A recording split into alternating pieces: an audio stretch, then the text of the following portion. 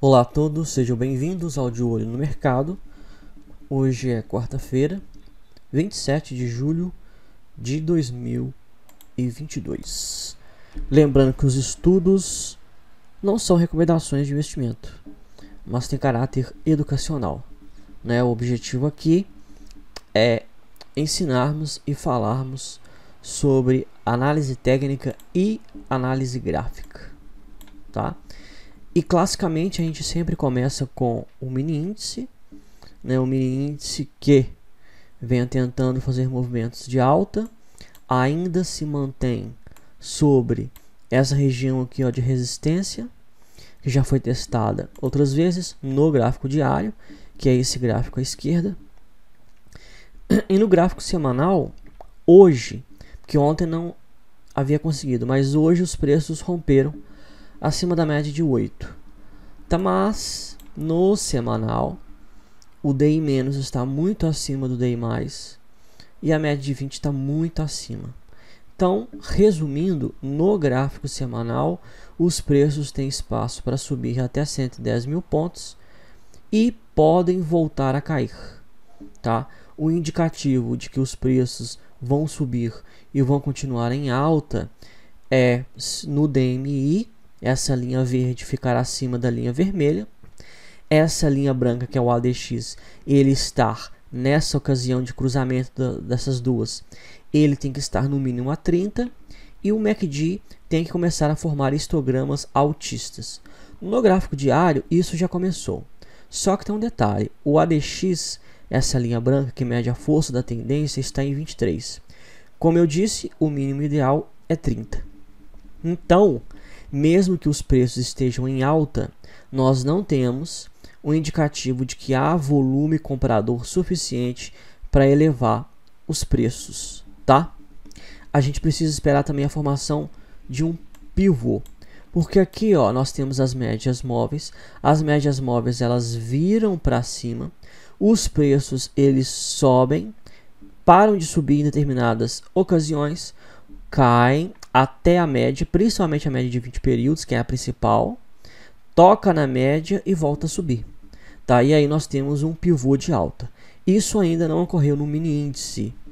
Então a gente não, tecnicamente, né, graficamente, a gente não trabalha com hipótese de compra no mini índice.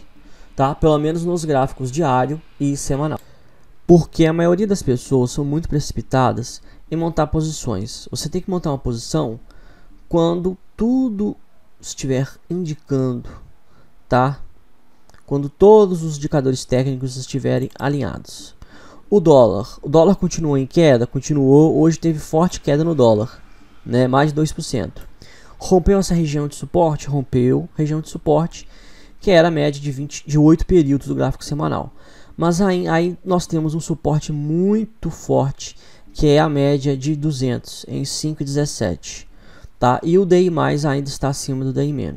Então, assim, dólar pode cair para 5,17, pode cair para 5,10, o dólar pode vir e cair lá para 4,80. Ninguém sabe o futuro, tá? O problema da maioria das pessoas que vem estudar análise gráfica, acha que a análise gráfica consegue prever o futuro. Não, a análise gráfica, ela é capaz de nos mostrar determinados padrões que tem probabilidades de anteceder determinados movimentos a posteriori, tá? Basicamente é isso, né? Repetindo, a análise gráfica, ela serve para que nós possamos, através dessa construção histórica da movimentação dos preços, cuja representação visual são os gráficos, né? Através dessa representação visual, nós, baseados nesse histórico, conseguimos identificar determinados padrões gráficos que são, por si só, padrões de comportamento, porque os gráficos, eles são, de novo, a representação visual das negociações dos preços, tá? E aí nós conseguimos identificar determinados padrões de comportamento. Esses padrões, eles foram identificados por grafistas, né, dezenas e dezenas de grafistas, existe toda uma literatura de análise gráfica, né, muita literatura, muitos autores, né, algumas lendas vivas hoje, né, como Al Brooks, John Bolliger, né, entre outros, o Robert Preacher, e entre outros, né, são caras assim, né, as sumidades aí da análise gráfica, e eles analisaram bancos de dados, né, enormes, com muitos padrões gráficos, e identificaram que tais padrões, existe uma estatística de que tais padrões antecedem determinados movimentos. Então, o dólar está em queda, por enquanto está em queda, né? Nós temos um candle aí, ó, bastante relevante de queda, mas as médias móveis, que se trata de uma classe de indicadores muito importante, as médias móveis, as médias móveis, elas são rastreadores de tendência, então elas nos ajudam aí muito nesse sentido. Elas servem como base, então os preços ainda estão acima das médias móveis, então a gente não vai trabalhar com hipótese de venda, né, de operar vendido no dólar e tudo mais, né, pelo menos não há parâmetros técnicos para isso, tá? Então o pessoal, né, o negócio cai, o pessoal já vai operando, né, olha só, caiu 3 dias, há uma grande chance de amanhã o dólar subir, né, anota aí, há uma grande chance de amanhã o dólar subir, nem que seja no movimento de correção dessa queda, tá? Mas ele vai subir. E aí quem está operando vendido, quem está aí, ó, com mini dólar, né, com a mão cheia aí, ó, de contratos, ficou vendido de um dia para o outro, achando que o dólar agora vai derreter, vai passar calor, né? Vai passar calor, pode até perder dinheiro, porque mini contratos futuros, mini índice, mini dólar, isso aqui é cemitério de traders, tá? Isso aqui é cemitério de traders. Por quê? Porque a maioria das pessoas não tem dinheiro suficiente para colocar muito dinheiro em margem na corretora. A maioria das pessoas não tem conhecimento técnico e a maioria das pessoas não tem controle emocional. Por que você adquire isso somente ao longo do tempo? Aí o pessoal aí, ó, tem menos de um ano, 2 anos e já quer ser um trader de sucesso, né, sendo levados aí por um marketing, né, mentiroso. Mas isso já é notório, quer dizer, né? Já é notório, né? Hoje falar que as pessoas são levadas pelo marketing agressivo e assim são enganadas, aí assim, com tanta informação na internet e tudo mais, é quase impossível as pessoas não terem conhecimento, né, sobre o que está acontecendo. Aqui nós temos o SP500 que está retomando o movimento de alta, né? Tem analistas que estão falando que o SP500 vai voltar a subir. Tem analista falando que o SP500 já terminou o seu movimento de queda. Só que no gráfico semanal, por exemplo, ainda está em tendência de baixa, né? Olha só, o DI- acima do DI+, a média de 20 aqui em cima. Né? E aí tem que esperar romper essa média, esperar formar um pivô, porque na análise gráfica, ao contrário da análise fundamentalista, a análise fundamentalista busca analisar lá o valuation, tal, os aspectos macroeconômicos, microeconômicos, etc. E aí o camarada monta a posição, né? Ele não trabalha com stop loss, com nada. Ele compra e aí se cair, ele vai lá e compra mais um pouco, faz preço médio. Tem todo um modus operandi diferente, né? Na análise técnica, na análise gráfica, a gente necessariamente não procura comprar barato. As pessoas falam assim, mas como assim você não comprar barato? Na verdade, deixa eu reformular a frase. A gente não está preocupado em comprar quando os preços estão nas regiões mais baratas. Porque é o seguinte, quando os preços, vamos supor que aqui, nessa região de 3.740 pontos, o SP500 bateu aí, numa mínima dos próximos 2 anos, né? Essa foi a mínima, 3.740. Só que graficamente, quando ele estava aqui, ele estava numa região de fundo, as médias móveis viradas para baixo tudo estava indicando continuidade da tendência de baixa, tá? Então, através dos gráficos, não tem como prever que 3.740 pontos era a mínima. Na verdade, nem na análise fundamentalista, tá? A análise fundamentalista, o pessoal acha que a análise gráfica ela é muito subjetiva. Ao meu ver, a análise fundamentalista é mais subjetiva do que a análise gráfica. Porque na análise gráfica e na análise técnica, né, a gente olha aqui indicadores. Né? Então, assim, eu vou esperar o indicador, vários dos meus indicadores aqui ó, se alinharem. Então, aqui, ó, os preços já estão empurrando a banda de Bollinger para cima. Tá tudo alinhado. Só que o meu ADX, essa linha branca, ele mostra que a força da tendência está baixa. Está em 24. Para mim, o mínimo ideal é 30. Para mim não, né? Para o Didier Aguiar, que foi o criador do setup agulhada. E eu sigo, né, o parâmetro aí que ele estabelece. Então, assim, o mínimo ideal é 30. Tá. Ainda não está 30. Então, assim, pode estar tudo alinhado. Mas se o ADX não está 30... a gente não pensa em possibilidades aí de operações, tá? Então, assim, é extremamente objetivo, né? É extremamente objetivo. Para mim não tem subjetividade. Para mim marcou tal valor, determinada situação aqui, situação aqui, de vários indicadores, banda de Bollinger, médias móveis, gráfico de candlesticks, né, médias móveis de 3, 8, 20 e 200 períodos.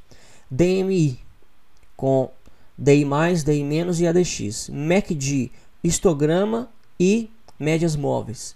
Tudo isso alinhado.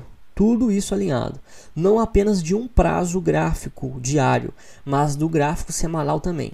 Então eu tenho dois prazos, um de médio prazo, o outro de longo prazo, alinhados, mostrando os mesmos parâmetros para eu poder montar a posição. Então, assim, é algo extremamente objetivo, tá? Agora, análise fundamentalista, um analista pode chegar lá no valuation de uma empresa, o outro pode chegar no outro valuation, né? Aqui, ó, no SP500, caberia uma análise econômica, macroeconômica, né? E aí caberia lá um analista macroeconômico, né? Chegar identificar aí que você está barato, você está caro, porque aí no caso do índice aqui, ó, tem que fazer uma análise com a questão dos juros, com a questão das moedas, com fatores econômicos como a relação o número de empregos, o nível da inflação, também a questão o nível da poupança americana, né, a quantidade de investidores, né, o fluxo também das principais ações do SP500. Então, assim, são todos esses fatores. Então, são a série de informações que o camarada tem que olhar, não apenas o gráfico, para conseguir montar aí uma posição, né, e conseguir aí tentar prever o futuro dos preços. Por exemplo, Vale. Vale, ontem eu disse e hoje repito, Vale é a ação mais recomendada da semana, tanto no gráfico diário, recomendada pelas corretoras, tanto no gráfico diário quanto no gráfico semanal. Vale ainda está em tendência de baixa, ó, DI- acima do DI+. Quando os preços se aproximam da média de 20, o DI- e o DI+ se tocam, pelo menos se tocam. Aqui, que olha só, a última vez aqui, ó, eles se tocaram, cruzou e depois cruzou de volta. Veja só. Aqui, o preço já está próximo e o DI+ e o DI- estão afastados, ó. Isso daqui, ó, é um indício de que a tendência de baixa vai continuar, tá? Isso aqui é um indício de que os preços vão voltar a cair. E isso daqui é um indicador técnico, tá? Que no meu curso, nos meus cursos, eu ensino a ler esses indicadores, coisa que é objetiva. Então, assim, né, não tem bola de cristal, né? Você não precisa de ficar à mercê de análise de analistas técnicos CNPI-T. Nada contra o CNPI, nada contra os analistas, mas não quer dizer que o cara falou para você comprar que é o momento de comprar. Quando você tem um conhecimento técnico, você mesmo sabe identificar se aquilo que o cara está falando é certo ou não. né? Eu já falei várias vezes de uma sala aí de call que eu participei, de uma corretora famosa, que eu fiquei o dia inteiro planilhando as recomendações do camarada, né? E todas as recomendações dele foram furadas, né? E eu fiz lá um cálculo básico, né, de uma posição assim muito pequena. A pessoa que investiu a quantidade mínima lá, ela perdeu só naquele dia 60 mil reais, tá? Então, quando você sabe o que fazer, ninguém te engana, tá? Ninguém te engana. Olha só, vamos dar uma olhada aqui também no fundos imobiliários. TRXF11, esse fundo aqui, ó, ele tinha um topo histórico em R$100,42. Ele rompeu esse topo histórico, tá? Ele rompeu. Mas aí você pode ver que, ó, o topo histórico tá aqui, ó. Ele rompeu, mas os preços voltaram e deram uma segurada aqui. Geralmente, o que nós temos? Nós temos outros candles, né, de queda, porque o preço sobe. Aí o preço tem que cair e aí voltar a subir. E aí nessa retomada da alta, nessa aqui, ó, segunda perna de alta, a gente pensa numa posição compradora. Então, quem gosta de análise gráfica de fundos imobiliários, esse é o diagnóstico técnico de TRXF11, tá? RZAK11 segurou na média de 20 do gráfico diário, tá? Isso daqui a gente sabe que é um padrão de continuidade da tendência de alta. Ele cai até a média, segura, não cai abaixo da média de 20 e volta a subir, tá? Então, tá tudo indicando que vai voltar a subir, mas ele vai confirmar o pivô se ele romper o topo, né? Isso aí a gente sabe, é o básico. O fundo imobiliário que mais caiu foi RBRP11. Ó, nós tínhamos até um alvo de Fibonacci, hein? Tava lembrando, ó, um alvo de Fibonacci em 52,68. Ele foi atingido, né? Vamos ver aqui, ó, um segundo alvo de Fibo para... Ó, esse segundo alvo de Fibo atingiu hoje o segundo alvo de Fibo, R$50,25. E vamos ver o terceiro alvo de Fibo, R$48,80. Tá, esse aí, ó, é o último alvo do pivô de baixa de RBRP11, fundo imobiliário. E o segundo fundo que mais caiu foi BZL11. Mas aí quando você vem aqui, ó, e você vê candles que não tem pavio, candles sem formação de candles, apenas riscos, isso demonstra que há baixa liquidez, ou seja, há baixa negociação deste fundo imobiliário. Então, se você está posicionado neste fundo imobiliário e aí você quer vender, há uma grande chance de você não conseguir vender e você vê os preços caírem, você amealhar prejuízo e você não conseguir desmontar a posição, tá? Então tem que ter muito cuidado com esse tipo de fundo imobiliário. Não são todos que têm uma liquidez boa, tá? Aí como que você olha a questão de liquidez? O próprio gráfico, né? O próprio gráfico vai te mostrar isso aqui, ó. Olha só, lacunas, porque um gráfico sadio é esse aqui, ó. Aqui, olha a diferença. Olha só, forma aqui, ó, um pivô de baixa, faz correção na média de 20, forma outro pivô.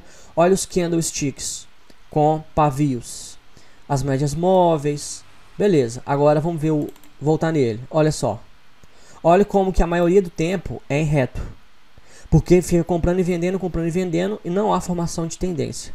Então o próprio gráfico ele nos mostra isso, ok? Então é isso. Esses foram os estudos de hoje. Qualquer dúvida eu estou à disposição. Um abraço a todos, se Deus quiser. Até a próxima.